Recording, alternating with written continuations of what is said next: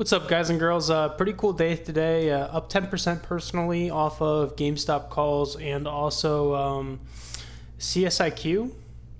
Pretty interesting one. Canadian Solar. I mentioned it this morning that I was looking to get in on it. We hit a call like right in the morning, and then immediately after that call, it ran to like $37, and my call option was up $70. Took profit there and just kept going on with the day. As the day kind of unfolded, Revlon showed a massive amount of action. Just wanted to point out that there were call symbols at the end of the day, so look out for that. Also, if we search, before we get into Revlon, Bed Bath & Beyond, since I have it open, the short interest hasn't changed from the last time that Ortex updated. That's the only thing I don't really like about Ortex. It takes a few days to update everything. If we look at Revlon and we go to short interest, we still have an 80% short interest on it. Again, short interest is high and the price is high in this picture, this depiction, which is why I'm like, maybe Revlon is pretty significant. The other interesting thing about Revlon is that holder-wise, there's one holder that has 37 million shares. So that person is going to kind of dictate how high that this goes. Again, there's 52 million shares of Revlon. So as long as that one holder who has 37 million shares doesn't sell, they're basically determining how high that the stock's going to go. All right. So that's the deal with Revlon, right? So Revlon has the potential of just exploding, but again, it's all dependent on how high that MacAndrews and Forbes Incorporated wants to hold. That's really it. They hold 70% of the shares. So when it comes to short interest, it's real easy to lock up that float in shorts. And currently there's only like 40% free float. And, there is 40% of the free float on loan and 80% of that free float is short. So only 20% of that short float is 20% of the remaining float is long, which tells me that 80-20 split, 80% of it's short. There's going to be a little bit of a squeeze just because there's no shares left, and this is what you get. So again, important thing with short squeezes is there's no shares left, right? Revlon, they kind of had the added advantage of having a massive holder with 70% of the total shares. So not every company has that. That's one of the things that makes Revlon a little unique. Revlon also has calls and puts. So again, we see some call symbols up here. It looks like it's getting ready to run again. If we zoom out here, we can kind of get a peek as to where the massive holder is going to sell, because eventually this guy that's holding 70% of the total float is going to sell, right? The only question is where, right? So if you look at this last peak over here, he didn't sell over here at $9.80, and he's not selling here at $10. So the question is, when will this guy sell who's holding all the shares? Who knows, am I right? 52-week range has it going all the way up to 1765. So if he didn't sell at 1765, I think that this squeeze probably has some room. Maybe we can see it go all the way up back to 1765 or higher, and then see if that person who's holding 70% of the total shares outstanding decides to sell, and then kind of kill the short squeeze. But we'll see. Interesting play nonetheless. Real interesting play. I remember this morning it swung up, and Ortex, by the way, mentioned that anything past 10% is a risk. So if we take the 10% line, that's it right there.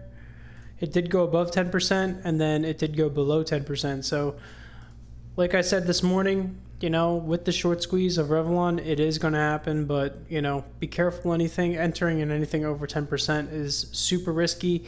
As we saw, anything over 10%, it did go to 20, and then it immediately started falling down back below 10% and back to like almost where it started trading at for the day. So I think shorts were probably testing the market right here today. And sorry, it was pretty choppy, but super interesting play. Just be really careful on when you buy and sell on this one. Again, I don't have any updated Ortex data for you. Like I said, 10%. So it started the day right about here. It's going to start tomorrow right about here, close to the same. Holding anything above this line is scary. All right, keep that in mind. And again, calls right here. So if you're in those calls, you know where you're looking to exit at. Take that safe profit and then leave. All right, not financial advice.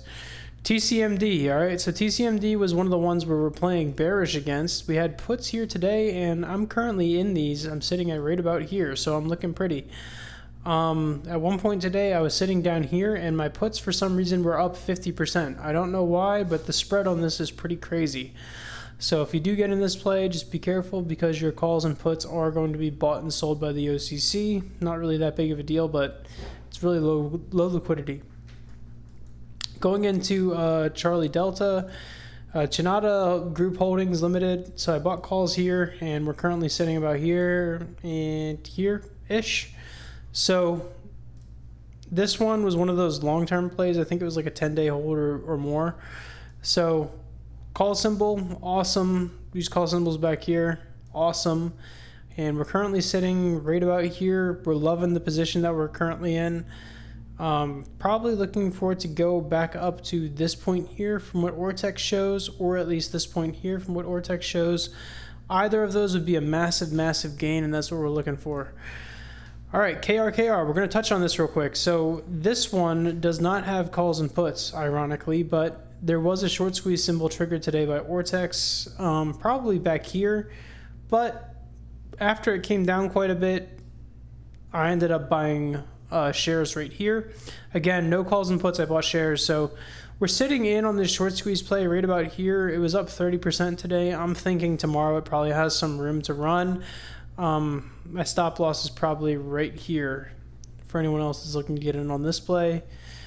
And as far as Snapchat goes, I'm still holding calls for this, trying to get out. Today Snapchat ran all the way up to like 1013.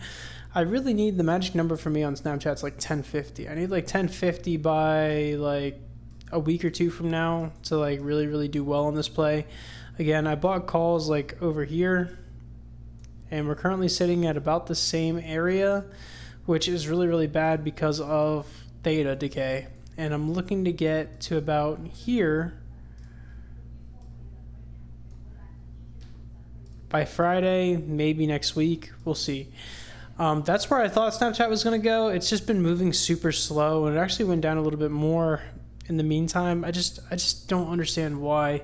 I get earnings were really bad, but you know, 20%, 26% surprise doesn't really account for like a 50% drop in your total share value. It doesn't really make sense to me, but you know, that's going on. So Bed Bath & Beyond today, huge winner yesterday as well. Been pointing this one out for a while. Boom. All right, again today. At the end of trading today, we saw calls on Bed Bath & Beyond. Bed Bath & Beyond only moved a whole dollar amount, which isn't that much, you know, considering that this thing has moved way more in the past. It's moved from $4 all the way up to $6 before. So it's capable of doing $2 moves. And we see calls again right about here. Calls and puts on this stock have been making me an absolute killing, so that's why I'm pointing it out to all of you. And by the way, Bed Bath & Beyond on Ortex was one of the highest average trading symbols out of all the symbols. So we'll see if we can find it here. We'll go to Bed Bath & Beyond.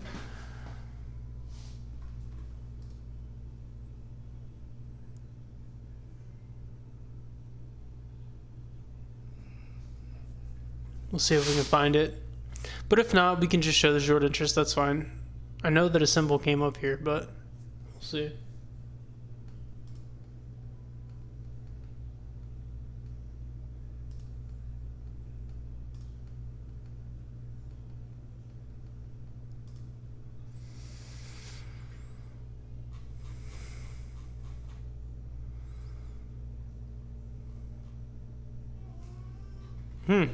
I don't see it on the trading symbols anymore.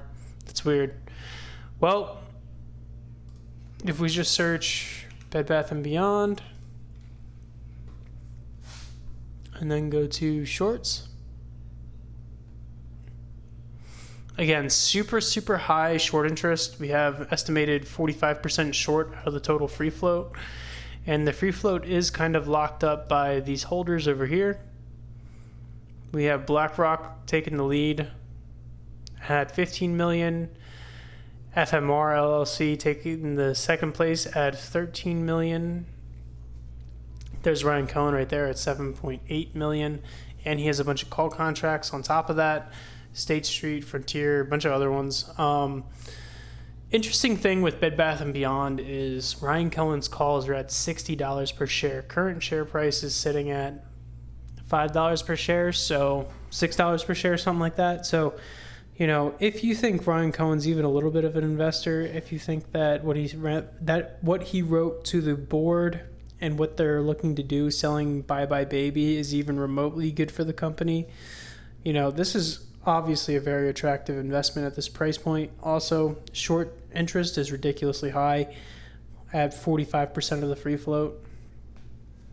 Again, I've said this so many times, but this is a very, very, very low risk, long-term investment with a very high reward potential, okay? We see Bed Bath & Beyond all the way back here on January 28th was, what, $40 a share? $32 a share on June.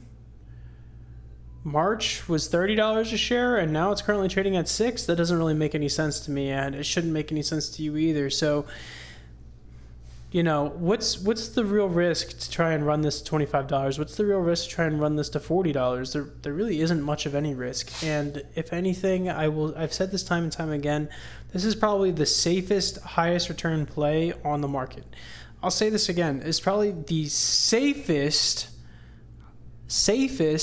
highest return play on the market. There is other speculative theory high return plays, MOAS high return plays, but this one is currently sitting at $5, okay? $5. It's hard to beat that kind of entry price if you look at the year to date on this stock. Like, nowhere was it this price, really.